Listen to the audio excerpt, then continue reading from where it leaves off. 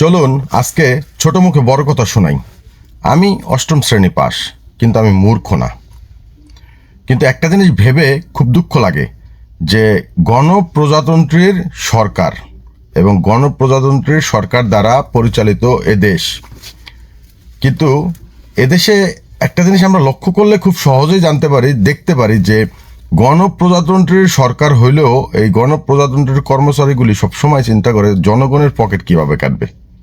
ভাই, আমি কোনো ভুল তথ্য দেইনি, আমি সঠিক তথ্য দিচ্ছি। দেখেন, শেখ হাসিনার আমলে বিআরটিএ কর দেওয়ার পরেও, আপনার একটা গাড়ি আছে, আপনি বিআরটিএ কর ট্যাক্স দেওয়ার পরেও আপনার উন্নয়ন তহবিলের জন্য 1150 টাকা ধার্য করে গেছে এবং সেটা চালু করে গেছে শেখ হাসিনা সরকার। তো সেটা কিন্তু এখনো চলমান। আবার দেখেন, তার আমলেই তিতাস গ্যাস, যে বাসা বাড়িতে আমরা যে গ্যাসের চুলা ব্যবহার করি, সেই চুলায় যেই কার্ড সিস্টেম, যে ডিজিটাল মিটার বসাইছিল, সেই মিটারের ভাড়া ছিল 100 টাকা, সেখানে করে গেছে 200 টাকা। এটা শেখ হাসিনার আমলেই করে গেছে, সেটা কিন্তু এখনো চলমান। এরপর বিদ্যুতের কথা তো বাদই দিলাম, এই যে সাবজেক্ট বাদ। শেখ হাসিনার আমলেই ড্রাইভিং লাইসেন্স ইস্যু নিয়ে যারা রিনিউ করতে দিতাম, বছরের পর বছর চলে যেত, এখনো পর্যন্ত তাই হচ্ছে। এখন এই যে দেখেন, আমি রিনিউ করছি, আমারটাই আমি বলি, আমার নিজের বাস্তব অভিজ্ঞতা থেকে আমি বলছি যে আমার ড্রাইভিং লাইসেন্স যখন আমি রিনিউ করতে দিলাম, আজকে প্রায় 2 বছর, 2.5 বছর বা 3 বছর হয়েছে, এরকম এক্সাক্ট ডেটটা আমার মনে নেই, আমি দেখে হয়তো বলতে পারবো। এখনো পর্যন্ত আমি ড্রাইভিং লাইসেন্সের স্মার্ট কার্ডটা পাইনি। আমি কি পেয়েছি কি ই ড্রাইভিং লাইসেন্স, যেটা আমার ফোনের মাধ্যমে দিয়ে দিছে। আর গতকালকে ফেসবুকে একটা নিউজে দেখলাম যে পুলিশ গণবিজ্ঞপ্তিতে উল্লেখ করেছে যে ড্রাইভিং লাইসেন্সের স্মার্ট কার্ড সাথে থাকতে হবে। আমার তো ভাই বিআরটিএ স্মার্ট কার্ডই দেন, আমি কোথা থেকে পাবো? এই যেমন গেল একটা সমস্যা। আর যদি বললাম, গণপ্রজাতন্ত্রীর কর্মচারীগুলি সবসময় চিন্তা করে যে এই মানে মালিকদের, মানে দেশের রাষ্ট্রের মালিক যারা, তাদের পকেট কিভাবে কাটবে।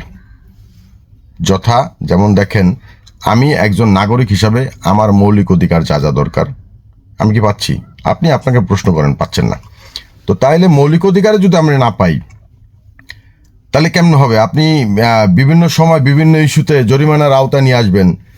এই যে যদি আমরা সড়ক পরিবহন খাতের কথা চিন্তা করি, যে সড়ক পরিবহন নিরাপদ করার জন্য বিভিন্ন সময় বিভিন্ন ইস্যুতে অনেক প্রজেক্ট নামছে, অনেক কিছু নামছে, অনেক জরিমানার আওতায় নতুন করে জরিমানা হচ্ছে। এই সমস্ত বিষয় করে কি লাভ? যদি সমস্যার সমাধান না হয় তাহলে কি লাভ?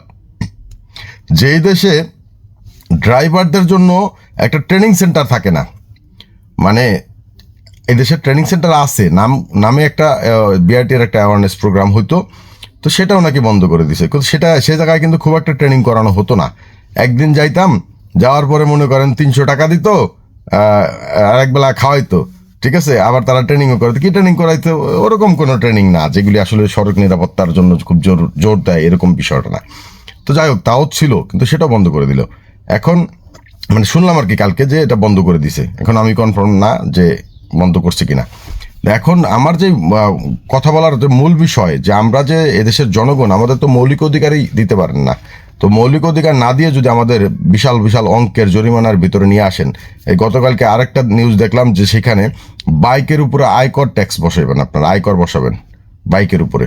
তো সেটা সিসি অনুযায়ী 125 থেকে 165 পর্যন্ত করছে 5,000 টাকা, আর তার নিচে করছে 2,000 টাকা। তো এই যে ব্যাপারটা, যেমন শেখ হাসিনা সরকার কিন্তু একটা কাজ আরও করতে চাইছিল, যে সেটা হচ্ছে কি, যে আমাদের যাদের টিন সার্টিফিকেট রয়েছে সবার 2,000 টাকা করে একবার সর্বনিম্ন করে করতে চাইছিল, কিন্তু পরবর্তীতে সে আর পারে নাই। তো এই যে ব্যাপারগুলি, জনগণের মৌলিক অধিকার দিতে পারবেন না, অথচ জনগণের কিভাবে পকেট কাটবেন, এই ধান্দাটা ঠিকই আছে। এখন আমার কথা হচ্ছে যে আমি আজকে অষ্টম শ্রেণী পাস ড্রাইভার, আমি কেন আপনাদের এই রাষ্ট্র নিয়ে কেন কথা বলবো? আমার একটা কথা বলার কোনো যুক্তি আছে? কেন আমাকেও কথা বলতে হচ্ছে? কেন? এই রাষ্ট্রের ব্যবস্থাপনার জন্য। এটার জন্য দায়ী কে? আজকে এই এই এই সমাজ আমাদেরকে মনে করে যে আমরা মূর্খ।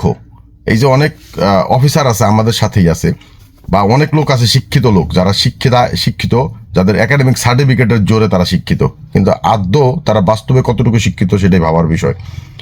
যে ঢাকা কেন্দ্রিক মানুষের ঢল কেন? আরে ভাই, এদেশের সিস্টেমে তো করে রাখছে ঢাকা কেন্দ্রিক, কেন মানুষ ঢাকায় আসবে না? মানুষ তো ঢাকার বাইরে যদি আপনি কর্ম করে খেতে পারতেন, তাহলে কি আপনি ঢাকায় আসতেন না? আপনি নিজে আসছেন কেন? আপনি নিজে একজন শিক্ষিত মানুষ, আপনি তো সচেতন নাগরিক, তাহলে আপনি চলে যান গ্রামে গিয়ে চাষাবাদের কাজ করেন, আপনার তো জমি আছে। আর আমি একজন ড্রাইভার, আমার তো নিজের থাকার জমিই নেই। চাষ করবো কোথায় দূরের কথা, আমার তো গ্রামে যা যদি আবার কাজ করা লাগে, আমার তো মানুষের খেতে কামলা দেওয়া লাগবে। আমার নিজস্ব কোনো জমি নাই, কারণ এই দেশ আমার মৌলিক অধিকার দিতে পারে নাই, যার জন্য আজকে আমার কথা বলা লাগতেছে।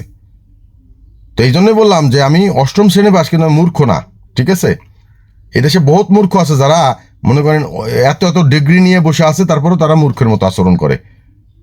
এই জরিমানা দিয়ে কি জরিমানা করলে কি জিনিসটা সমাধান হয়ে যায়? সব জিনিসের প্রত্যেকটা জিনিসের কিছু যুক্তিসঙ্গত এবং ন্যায়সঙ্গত জিনিস থাকে, যে জায়গায় আপনার সমাধান করতে হবে।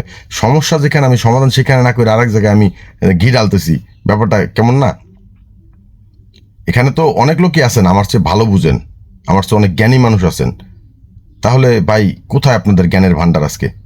এই যে বিভিন্ন সময় গণপ্রজাতন্ত্রী চালিত পরিচালিত দেশ, অথচ সেইখানে আচরণ করা হয় রাজতন্ত্রের মতো। তাহলে গণপ্রজাতন্ত্রী আমাদের দরকার কি? গণতন্ত্র আমাদের দরকার কি? বুঝলাম না তো ভাই। আমি একজন সাধারণ মানুষ, একজন ড্রাইভার হিসাবে আমি মনে করি আমার গণতন্ত্র দরকার নেই, কারণ এই দেশে গণতন্ত্র হিসাবে আমি কোনো কিছুই পাই না। বাড়িওয়ালার বাসায় থাকি ভাড়াটিয়া হিসাবে, সে যে আচরণটা আমার সাথে করে, এই দেশও আমার সাথে তাই আচরণটা করতেছে। কেন? এই দেশে আমার জন্মস্থান, এটা আমার, আমি এই দেশের নাগরিক, আমি এই দেশটা আমার। অথচ এই দেশের এই গণপ্রজাতন্ত্রীর কর্মচারীগুলি আমার সাথে আচরণ করে এরকম যে আমি দেশের ভাড়াটিয়া। তো ব্যাপারটা কেমন না? ওই বাড়িওয়ালা যেরকম আচরণ করে ভাড়াটিয়া, এই রাষ্ট্রের কর্মচারীগুলি আমাদের সাথে আচরণ করতেছে যে আমরা ভাড়াটিয়া। তার যদি তাই না হয়, বিভিন্ন সময় বিভিন্ন সাথে এত এত কেন ভাই, এত কেন? আপনারা চুরি করবেন না, সে দায়ভারকে আমরা দেবো নাকি? চুরি করে দেশের লুট করে খেয়ে ফেলবেন আপনারা, আর এদিকে জনগণের পকেট কিভাবে কাটবেন সেই ধান্দা আপনারা করতেছেন। মূর্খ তো ভাই আপনারা না, মূর্খ হলাম আমরা, কারণ এগুলি আপনাদের এই অন্যায় আবদারগুলো আমরা মেনে নিতেছি। ব্যাপারটা বুঝছেন?